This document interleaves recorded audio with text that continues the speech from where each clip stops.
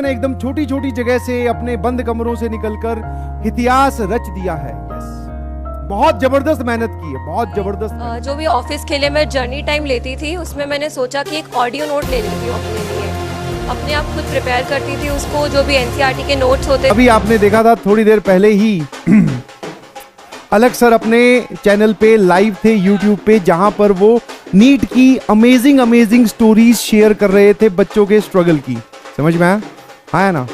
तो बहुत सारे लोग जो हैं वो फैसिनेट होते हैं रैंक 1, रैंक 2, रैंक 3 जिस कोचिंग से आ रही है बोले उसकी तरफ जाने की। हाँ ठीक है, मैं ये नहीं बोल रहा हूँ कि रैंक 1 वाले ने पढ़ाई नहीं की है भैया, बिल्कुल की है, तभी तो उसकी रैंक 1 आई है। और वो रैंक 1 ये दर्शाती है कि सबसे ज्यादा उसने पढ़ाई की है। समझ में आया? बट सर क्या हमें रैंक 1 जिसकी तरफ आई है या जिसकी आई है उससे अट्रैक्ट हो जाना चाहिए क्या? नहीं जी।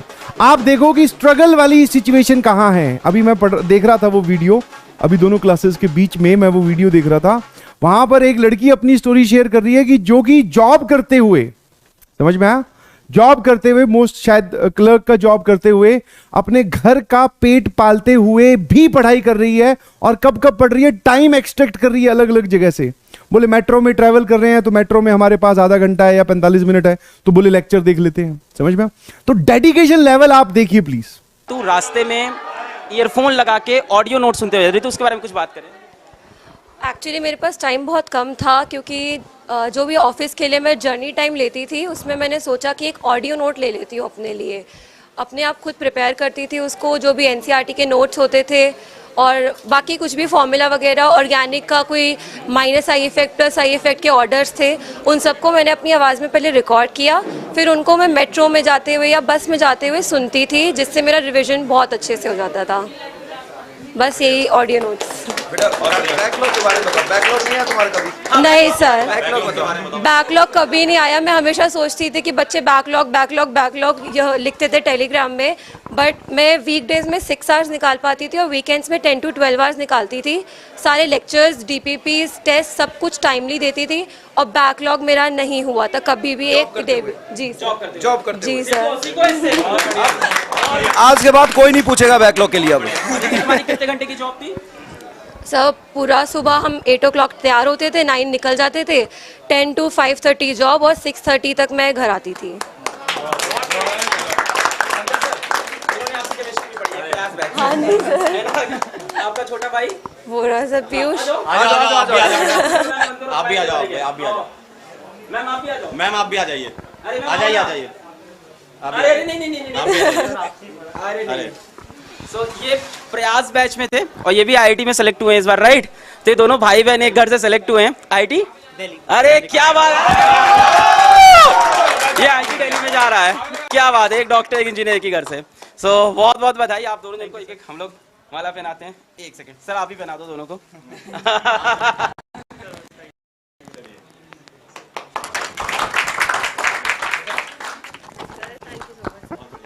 ये आपके लिए, because you deserve it, seriously. So काफी इंस्पिरेशनल स्टोरी है। पेरेंट्स का ही होता है सबसे बड़ा, सही बात, सैक्रिफाइस जो होता है। मैं तो यही कहना चाहता हूँ, पेरेंट्स का सैक्रिफाइस बहुत ज़्यादा होता है, क्योंकि मतलब ऐसा नहीं होता, एक दिन का काम नहीं है सेलेक्ट होना। सेलेक्ट होने के लिए आपको सालों भर मेहनत करनी पड़ती है और पेरेंट्स आपके साथ रहते हैं हमेशा। Heads off to you ma'am. Actually Ritu ने बताया भी मुझे इंटरव्यू दौरान कि इन लोग पिछले कई सालों से कहीं घूमने नहीं गए हैं और इन लोग एक छोटे से कमरे में बैठ के रितु के छोटे, अभी वो इंटरव्यू बाहर आएगा, आप लोग के लिए इतना मोटिवेशनल वीडियो है, मतलब वो यू ऑल बी इंस्पायर्ड कि आप एक रूम में बैठ के एक ऑनलाइन कोचिंग से कैसे आप सस्ती फीस में कैसे सेलेक्ट हो सकते हो। इन दोनों भाई बहन ने मिलकर प्रूफ किया है। Hats off to their hard work, their dedication, no distraction, seriously. So हम लोग के साथ ये रितु और रितु के भाई। समझ पा रहे हो?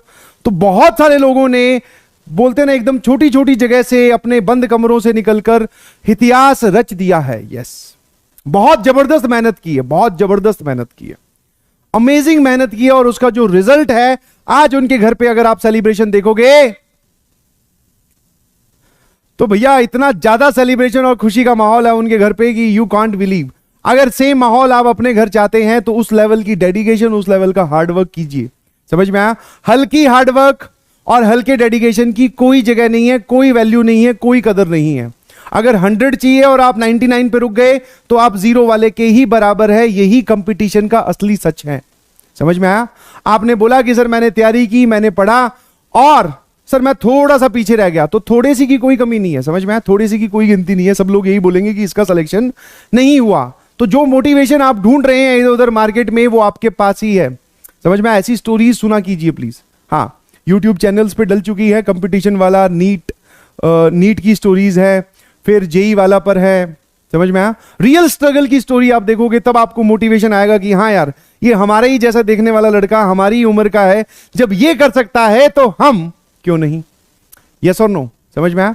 तो प्लीज मेरी आपसे रिक्वेस्ट है, प्लीज बी मोटिवेटेड एंड किसी भी एंगल से अपने आप को कम मत आंके, बिकॉज अगर आप अपने बहानों को पहले ही बड़ा कर लोगे, अपने आप का कद छोटा कर लोगे, तो लड़ाई कभी शुरुआत कर ही नहीं पाओगे, जंग की शुरुआत ही नहीं कर पाओगे। हमेशा अपने आप को पॉजिटिव रखो, हाँ मैं कर सकता हूं, समझ में आया। एक छोटी सी लाइन इसी मौके पर, वो क्या है कि आजकल अपनी जिंदगी को नया मोड़ दे रहा हूं, आजकल अपनी जिंदगी को नया मोड़ दे रहा हूं, मैं आज से ही काश लिखना छोड़ रहा हूं, मैं आज से ही काश लिखना छोड़ रहा हूं, समझ में आया।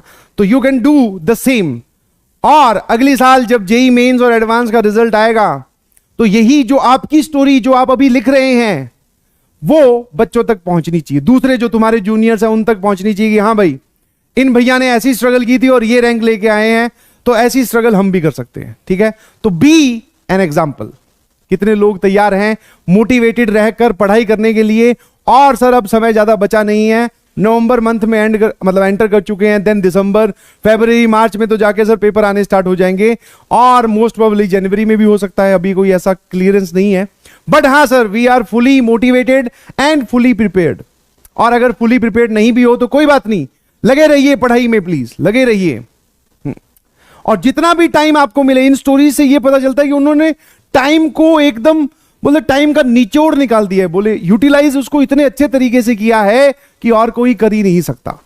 और सिर्फ सब में अगर आप कॉमन देखोगे, समझ में आया, आप अब पूछने लगोगे सर उनका टाइम टेबल क्या था, ये क्या था, वो कब पढ़ते थे, तो सब में जो एक कॉमन बात निकल के आई वो ये है कि उनको टाइम मिलते ही वो पढ़ते थे, जैसे ही टाइम मिला बोले पढ़ो, समझ पा रहे हो। तो जगह जगह से आपको टाइम निकालना पड़ेगा, वरना यू विल फील, या फिर आपको ऐसा फील होता होगा कि सर टाइम तो कम ही कम है सबके लिए, समझ पा रहे हो। तो आपको टाइम निकालना पड़ेगा, समझ पा रहे हो, यस और नो। हाँ, तो इस एनर्जी को, इन मोटिवेशन को अपने अंदर इकट्ठा करें, और जो भी एनर्जी फिर आपके अंदर इकट्ठी होगी उसको तुरंत पढ़ाई पे लगाएं और अमेजिंग रिजल्ट्स के लिए तैयार हो जाएं। यस यस यस, बहुत सही, स्वागत स्वागत स्वागत, आ जाइए सभी लोग, आ जाइए प्लीज। हार्ड वर्क का कोई अल्टरनेटिव नहीं होता, आपको हार्ड वर्क करनी ही पड़ेगी। और अगर होता तो जब जिंदगी में या दुनिया में इतने बड़े बड़े इन्वेंशंस हुए हैं तो उस शॉर्टकट का भी इन्वेंशन अब तक हो चुका होता, समझ में आया ना। बट ऐसा कुछ है नहीं सर, तो इस वजह से हमें बहुत मन लगा के बहुत ओपी तरीके से तैयारी करनी है। और आप सभी लोग तैयार हैं? एक बार थम्स अप भेजकर बताएंगे क्या? थम्स अप भेजकर बताएंगे क्या आप सभी लोग तैयार हैं हार्डवर्क के लिए? और थम्स अप की स्पीड डिसाइड करेगी कि आप कितना ज्यादा हार्डवर्क करने के लिए तैयार हैं। समझ में आया? बहुत धीरे धीरे आ रहे हैं यार थम्स अप। क्या कर रहे हो? यस, बहुत सही। किसी और को देखकर डीमोटिवेट कभी नहीं होना है, किसी और को देखकर मोटिवेट हमेशा होना है। पॉजिटिव चीजों को अपने अंदर इनकलकेट करने की कोशिश करें। नेगेटिव तो वैसे ही बहुत सारी हैं सर, उनको तो निकालना है।